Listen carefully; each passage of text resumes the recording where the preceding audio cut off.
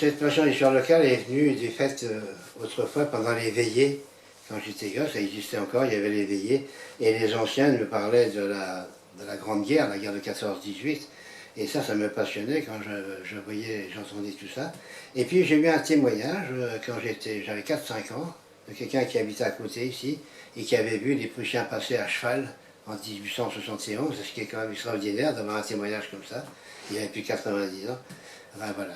Donc, et puis après, ben, c'est venu aussi du fait que ma grand-mère nous avait dit qu'elle avait un beau-frère qui était parti en Amérique et un autre qui tenait un restaurant à Rambouillet. Alors j'ai fait des recherches après, donc j'ai un peu de la généalogie, et puis ben, j'ai retrouvé tout ça, donc et puis voilà ma passion, mais je l'ai vu tout petit la passion, hein. Ça a été des éléments pas déclencheurs, mais qui m'ont aidé à aller plus loin. Et je continue, mais en dilettante, hein, je ne suis pas, je fais pas ça à longueur de temps, mais ça me passionne.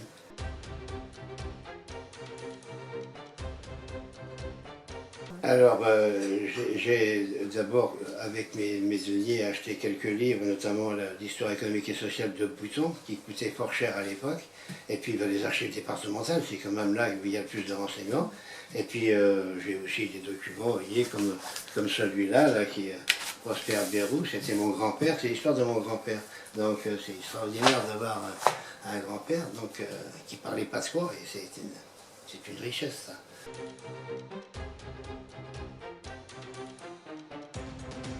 Alors, pourquoi qu'elle est méconnue? Ben, vous savez, dans un pays, on ne parle jamais des défaites. On parle beaucoup des victoires, on les grandit, on les glorifie, mais celle-là, c'est une défaite, donc qui nous a coûté cher, puisque la dette de guerre se montait comme à 5 milliards or, plus 768 millions d'intérêts, ce qui n'est pas les payer d'intérêts. La France avait 3 ans pour payer sa dette, elle l'a payée en 2 ans. En 1873, elle avait payé sa dette, ce qui est quand même pas mal. Alors, ils voulaient se débarrasser des Prussiens qui occupaient toujours le sol français. Donc en ayant payé la dette, ils partaient.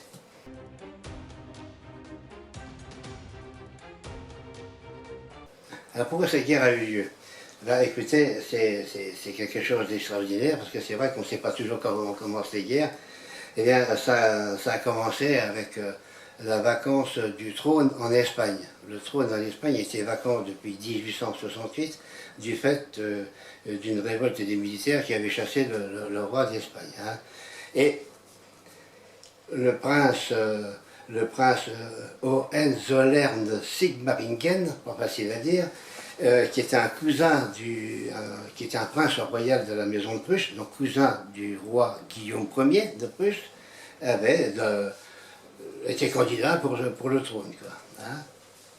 Ce à quoi Napoléon III avait protesté vigoureusement, se disant la France va être encerclée par les monarchies germaniques, comme on a connu au XVIe siècle, avec Charles Quint et consorts, donc il avait refusé. Quoi. Donc, il avait envoyé donc, le comte Benedetti, qui était l'ambassadeur de France auprès du roi de Prusse, qui se trouvait à Ems, donc cette fameuse dépêche de Ems, et il avait demandé à ce que le prince retire sa candidature. Alors le roi de Prusse il n'était pas au courant que le prince avait retiré sa candidature, mais il avait dit oui, il va retirer sa candidature, il comprenait bien le déroulé des opérations et se disait ça va, bon bref. Quoi. Mais sauf que Bismarck, lui, Bismarck ne voyait pas les choses de la même façon. Alors Bismarck, c'était le chancelier de la Prusse, hein, pour la petite histoire, et Bismarck, lui, voulait embarrasser la France, et il a fait en sorte que cette fameuse dépêche d'Ems, qui a déclenché les opérations, fasse comprendre que le roi avait congédié l'ambassadeur d'une façon brutale. Donc, quand les Français ont su ça, la presse s'est déchaînée, hein, les gens criaient « à bas Bismarck hein, », et ça a commencé là. Quoi. Et le Parlement, par 425 voix contre 10, hein, avait dit qu'il faut déclarer la guerre. Napoléon III était confiant dans son armée, et pourtant elle avait été affaiblie, parce qu'il y avait eu les campagnes du Mexique, qui avaient été un désastre pour la France, la Crimée, l'Italie, enfin bref, l'armée était très affaiblie.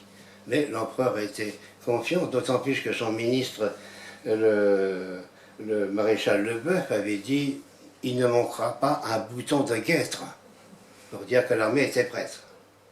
En fait, quand on a vu un mois plus tard le désastre de l'armée française, hein, Bazaine, l'empereur prisonnier à Sedan avec, vous vous rendez compte, 39 généraux, 100 000 hommes, il s'est rendu avec armes et bagages, prisonnier de Bismarck. Et le 4 septembre, la République avait été proclamée par Léon Gambetta, comme chacun sait, mais les combats ont continué.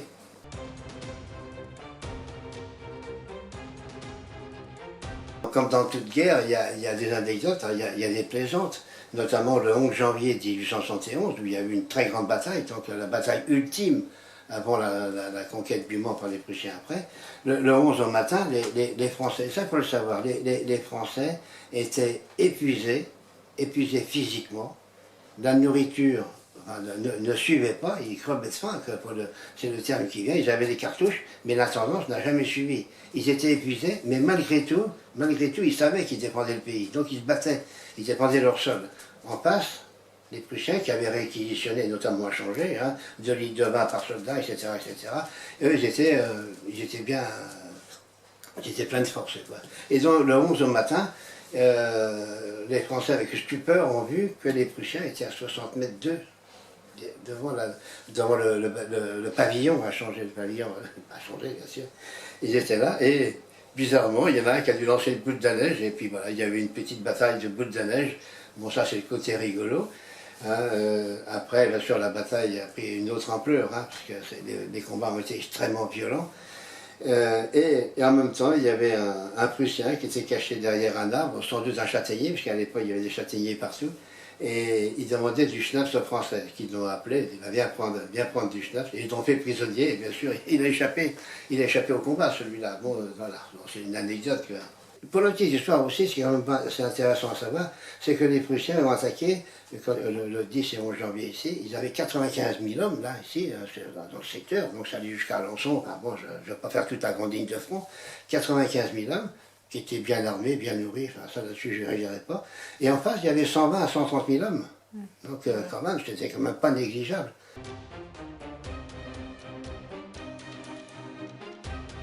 Alors, surchanger, l'occupation prussienne par elle-même a été courte puisqu'il y avait des épidémies. Alors à l'époque, j'avais des épidémies, on avait du mal à les soigner. Et donc les soldats prussiens ont abandonné les maisons, ils sont allés plus loin, ils n'ont pas insisté, quoi. Mais bon, il y a eu des conséquences, c'est-à-dire il y a eu des réquisitions. Donc ils étaient sévères, hein, aux réquisitions en argent et en denrées alimentaires, notamment du vin. Ils cherchaient beaucoup du vin, en Allemagne il n'y en a pas. Hein. Et donc ça coûtait cher au changer, hein, bien sûr. Et puis bon, des destructions quand même, hein, même si elles n'étaient pas importantes. Hein. Les routes n'étaient pas bivées, elles n'étaient pas goudronnées à l'époque. Et puis c'était pas les mêmes routes qu'aujourd'hui, à part les axes que l'on connaît encore pour aller dans le bourg ou pour aller sur le Mans, mais la voie au bourg en nage n'existait pas. Là, hein.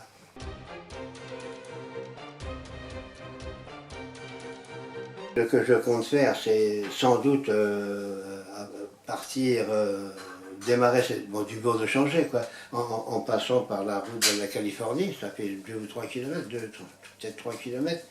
Donc, et ainsi on passerait devant le pavillon, qui existe toujours, hein, le pavillon où il y a eu les combats. D'ailleurs, il y a des meurtrières.